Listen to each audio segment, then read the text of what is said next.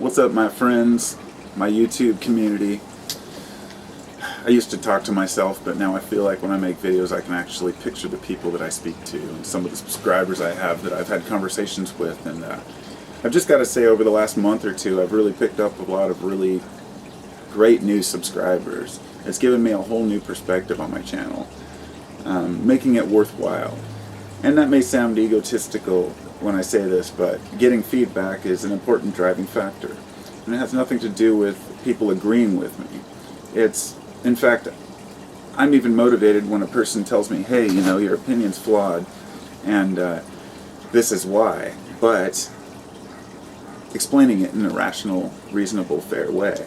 And I've been able to change a lot of the way I think about certain things, yet, you know, I'm still human, and I still make mistakes. I still get a little arrogant or egotistical. You know, I might jump on YouTube and answer a comment before I've fully woken up, or maybe when I've had a couple drinks, which is pretty rare, but when I do, I might get a little, you know, ornery. But generally, I try to keep a fair viewpoint. And I try to separate myself from the subjects I talk about. So I'm not saying, I have to defend this because I believe it. And that kind of opens me up to, sometimes people will say, well, you just don't have anything that you believe in. And then other people will say, oh, you believe so strongly in something, you know, that you can't listen to another view. It doesn't matter how I put out myself or how careful I try to tread around the subjects I talk about. People always have different views and interpretations of the things I'm saying, and what I mean, and why I'm saying them. This is life, man. But I just wanted to say I've had a few private messages sent to me by some subscribers that I've got recently that have just said, hey, you know, it's great, it's refreshing to talk and to see that there's people out there who do care. And people have asked me, you know, they said they've almost given up on YouTube, they can't find anybody who's like-minded, and I'm like, I'm right there with you. And don't let that, definitely don't let you think that goes to my head in any way, like, oh, we're up above and beyond other YouTubers or anything like that. It's nothing like that. It has nothing to do with, in fact, it's quite the opposite. It's more, sometimes I feel like, rather than being on top of my game with the people I talk to and saying, oh, well, you know, we're discussing important issues like, you know, honesty, integrity, fairness, equality, all the things that we think are really important in this world. And then it's easy to scoff at people who talk about mainstream things and think they're just shallow idiots.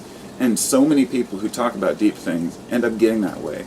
They get the intellectual attitude that, well, everybody else is just mainstream. You're so mainstream, you know. You must watch mainstream media and you must watch television and things like that. Not that way at all. I think that, honestly, I envy mainstream people to a degree. The people who can actually just live within society's means and be happy with that.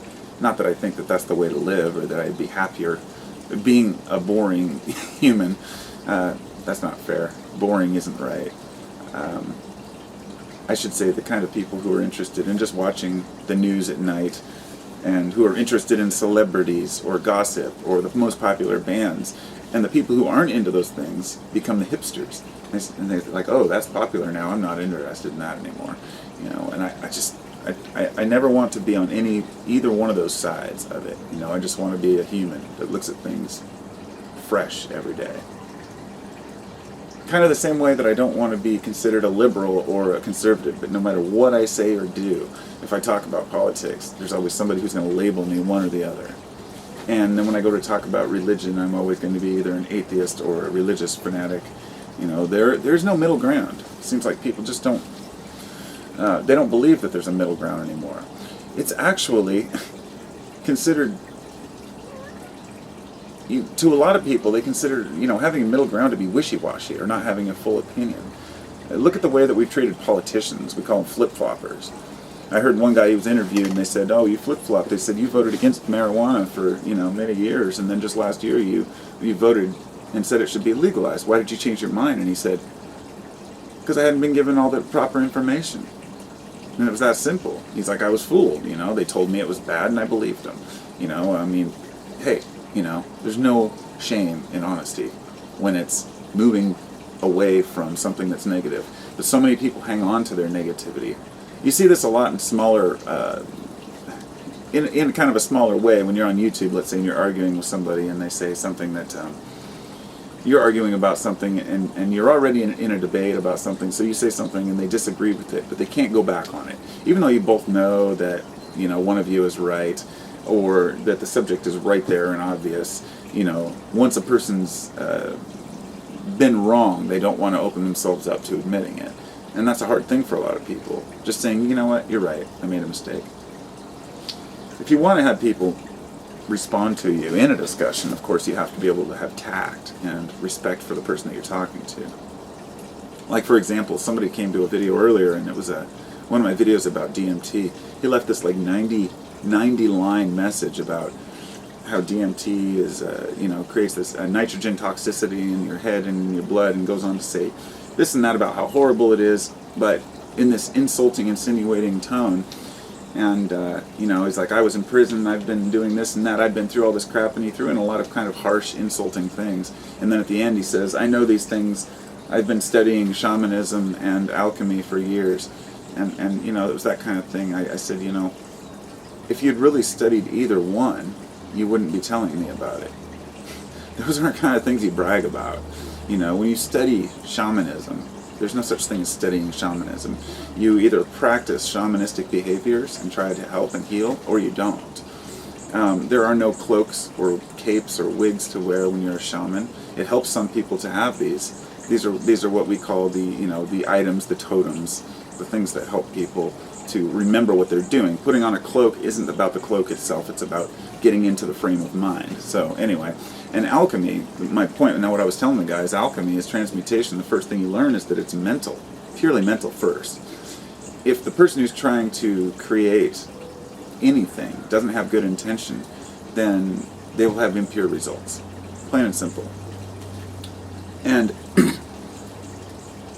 when you go around calling people names, of course it goes nowhere. So anyway, this guy ended up going on and saying that, you know, you're a fool, and people go in and shoot up schools, and if I can stop somebody before something happens. Like, how does this relate to DMT at all? I have no idea, but he says, what did he say? And then he started saying things like, go back to the mushroom patch, you fucking losers, and he was talking to me and some other guy. And I was pretty easy going with the guy. I mean, I didn't tear into him or anything, because he pretty much just made himself look like an asshole. But I really felt sorry for the guy. You know, he said he'd been in prison for many years for bank robbery, and that he got out and he became a lawyer and all these things. And I'm thinking, wow, these aren't very good words coming out of a lawyer's mouth. But I also gave him the respect to realize that, you know, that if he had been to prison for that long, then he's probably been tainted by the system. He probably has a corrupt, angry soul inside him. I can't do anything about that. There's nothing I can say that will change him, and he's going to be defensive against anybody. But he said something like, I hope you guys all get terminal cancer and die a horrible death. And that line, I thought about it, I was like, how many people have said that now? Not only, okay, so what are some of the worst things that I've heard from people on the internet, you know? I hope you all get cancer and die a horrible, painful, long, drawn-out death. Or, you know, I'd love to see your mom fill in the blanks. You know, everybody likes to tease people's parents, or your mom, or your parents didn't take care of you, or, you know, the three things that people basically insult is either your husband or wife, and your children, and your parents, because they think that those are your weak points. So anytime a person says anything about a person's children during a debate or argument, or their wife, or their parents, or their friends, or especially their looks, that's one that just never gets old. You know, it's like a person will be in the middle of a really long discussion about something, and then they feel called out, so they say, yeah, well, you're ugly, and you got a big nose, or, you know, yeah, well, you have black skin, or, you know, crooked teeth. It's just like, wow. Those are called ad hominem fallacy. You know, that's what it is. The ad hominem attack is when a person goes on the offensive against somebody's looks, behavior. It's when you're commenting back and forth with someone, then they disappear for an hour, then come back and you see their comments on 10 of your videos because they've been like, you know, sorting through. I mean, this happens to me regularly. Somebody will leave a comment, I won't agree with them, or I'll make them feel bad about what they said because it was something stupid or arrogant or ignorant. And then they'll come back, I'll pop in and there's like 10 different comments from them on all these different videos. And, you know, they'll be like, aha, see, I found you. Oh, see, now I know what you're about. Of course, I've got 3,000 videos. I mean, I'm not surprised anymore. The shit people come up with about me is like, it's just funny, you know. And the one thing and the reason why I bring this up is because the one thing that I've learned about myself through others is when I get angry and a person talking shit about me, then I know that there's something to it. And I'm not talking about getting the intensity that comes along with hearing something that's a lie or wrong. The obvious thing, if a person says something about me that I know is true, then it hits home. And I don't get mad or scathe back at them or harsh on them. I sit and I think about it and think, is that true? You know, am I that way? And often they're right. You know, when a person says you're arrogant, I say, well, I can be. Arrogance and ego are defensive mechanisms, okay? They're not negative things, but they can be used negatively. Without your ego and any type of, oomph, I guess that's the only way I can explain it. It's not arrogance, but it's that intensity that comes with defending yourself and being aware and not being tread on. And it's like they say, the meek shall inherit the earth, but we know that the meek just get trod on all the time. And that's what makes it hard to be a very relaxed, mellow, non-aggressive person, I guess. A good example is business. Business is one of the most difficult things for me because I don't really like charging people money. I had this thing with my friend Kevin. We worked together, and he said that the only thing he doesn't like about working for himself is he doesn't like asking the homeowner for a check, even when the wage is way low and he's giving him a killer deal. And I've always had the same problem, you know. I've done some really nice carpentry for people up in the hills and then charged them like 30, 40 bucks an hour, which is dirt cheap for some of the work I was doing, cabinetry, fine work, you know. And I bust my ass and work hard, and I think, is it worth more, or am I just being arrogant by wanting more, you know? What is my time really worth? But I guess what it comes down to is that I end up just saying if I'm alive and I'm happy and I'm getting by, then that's okay. But that's difficult when you think, you know, what would it be like to have a couple million in the bank, you know? What kind of great things could I do with that? I've thought about starting a Kickstarter campaign for something as simple as saying, I'd like to do, this has been mulling around in my head for like a year now, to do a book of modern day nootropics, contain basically herbs and substances that in the modern world that people use to alter their perceptions, alter their moods, or to help with specific body problems, whatever it may be. And I'm talking about, you know, when you look up a medicinal herbs book today, you'll find things like, sure, you know, cinnamon and peppers, and they'll talk about the topical uses of it and whatnot.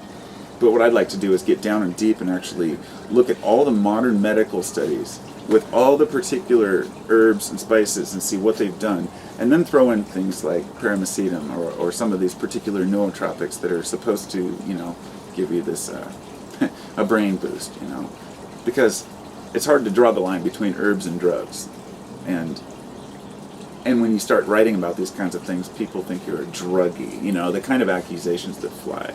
Like the guy that was talking about DMT earlier and the whole nitrogen thing.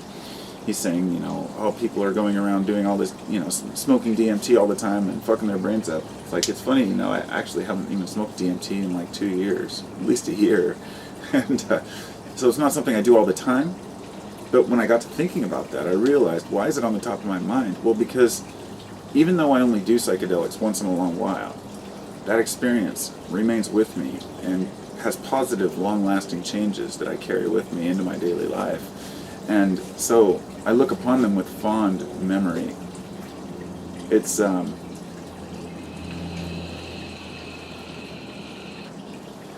I wanted to bring that up, I guess, about psychedelics. I don't look forward to tripping. I actually don't enjoy the experience. I really put it off, and I really haven't taken any mushrooms for many months. I haven't taken LSD in about a year, and that's not because I can't, it's just because I don't want to dedicate the time to going through that whole first few hours. It's actually the end of the trip that I'm after, where I can sit and process my thoughts and talk with the people around me. It's such a gaining experience. It's such an amazing thing. I mean, I don't know, I can't really talk about psychedelics too much here. There's some people that will get it, and some people that won't. But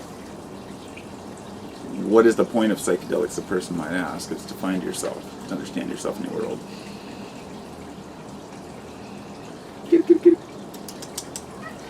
These cats, they never get enough attention. This is Callie. She's one of my calicos. I got 3. Animals are awesome. You're sitting there, sometimes you just look down at a dog or cat and you think, this is a little creature that loves me, lives with me, You just snap your fingers and they come running. It's an amazing thing. They really, really do love their humans.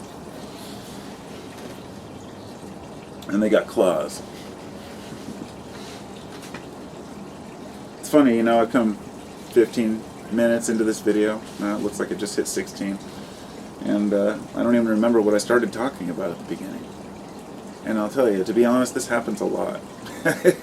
I guess that's why I call them Carpo's Rants. So whenever you see one that's like Carpo's Rants, it's just me going from subject to subject to cover all these thoughts that are in my head all the time. And, I go through a lot of shit in my life, just like everybody else. I don't want anybody out there who's a subscriber to think that... I don't know what people think about me, or I guess I don't really care, but I don't want people to think that I have it together, because I've had people message me like, what should I do about my life? I've had people say... I've had very private messages sent to me with people who say that they're contemplating suicide and they don't know what to do. And for me, that's kind of a burden. And that's really a tough one for me. As much as I am a caring kind of person, and I want to know about people and understand them, it seems that I kind of detach when it comes to things like that, where a person really needs deep help. Like, I'm incapable of understanding where a person's coming from, and I feel like maybe I'm not worthy of discussing suicide, let's say, with a person. All I can say is something stupid that just sounds cheesy, like, oh man, life's worth living. And then the first thought that goes through my head is brain chemistry. Some mornings I wake up and I feel a little bit anxious. Lately I've been waking up and thinking about a few of the things that I'm falling behind on. I have a couple of cavities I was supposed to get done. I don't have dental insurance, so the pain comes and goes. And it's something that's been bothering me for a really long time. I need to get a couple fake teeth, but I have to spend thousands of dollars I don't have. I have no money. It's like... but that's my fault too. So these are my shortcomings, that I have things to take care of, and it's my own fault, but I am trying, and I realize that about myself, and I try to be honest. And fuck, here I am telling the world about my financial and health problems, like anybody gives a shit. But I guess my point is that we've all got problems, and some people I've talked to seem to think that, I'll put it this way, I feel uncomfortable when people treat me like some kind of a teacher, I guess. I don't want to say the word guru, because that word sucks. I had somebody call me that. They said, you think you're some kind of guru? It was on like a Donald Trump video, and somebody says, left me this big long thing saying, you're talking about Trump and saying you don't like him for this reason, and you just don't like his attitude, and you don't feel like he's respectful, but you're trying to act like you're some kind of guru. And I realized that I never said I was a guru. You said that. Don't use the things and the philosophies on my channel to plant words in my mouth. But I definitely don't think I'm a guru. And I really don't want to be one. And I would never take the job on, honestly. Because half the time I just want to bitch slap people. I'm not very patient, okay?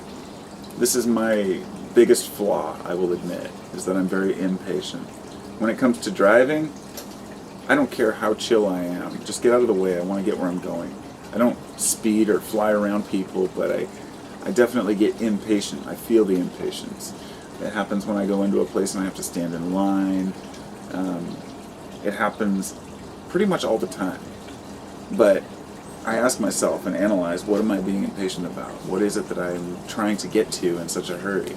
And it's never anything. It's just in my nature. I'm an intense person. So with that impatience comes kind of a, maybe hasty decision-making skills sometimes. And anyway, I guess I get impatient when people start spilling all these problems and giving me their life story about things, because I don't feel like there's anything I can say to whatever. I try to understand people is really my point, and I try to do it with humility and respect. I don't like to offend anyone, and it really bothers me when people offend others. But I hear conflict in the household, so I guess I should go. Have a great day, everybody.